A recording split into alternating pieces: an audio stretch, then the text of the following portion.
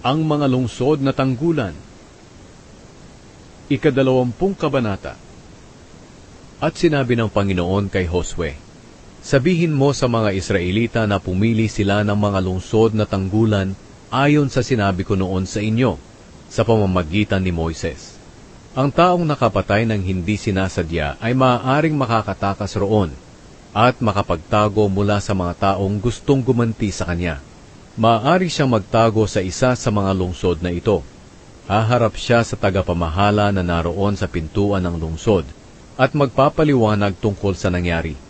Pagkatapos papapasukin siya at doon patitirahin. Kung hahabulin siya roon ng gustong gumanti sa kanya, hindi siya ibibigay ng mga naninirahan doon.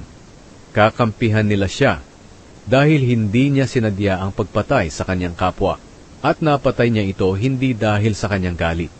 Mananatili siya sa lungsod na iyon hanggang madinig ang kaso niya sa harapan ng kapulungan at hanggang hindi pa namamatay ang punong pari na naglilingkod ng panahong iyon.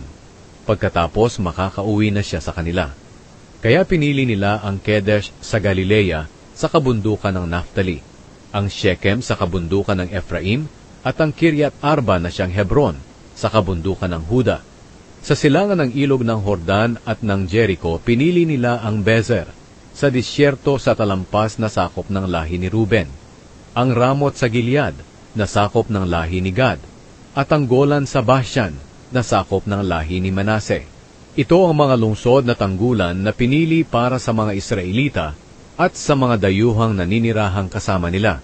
Ang sino mang makapatay ng hindi sinasadya ay maaaring tumakas papunta sa mga lungsod na ito para hindi siya mapatay ng mga gustong gumanti sa kanya habang hindi pa dinidinig ang kaso niya sa harapan ng kapulungan.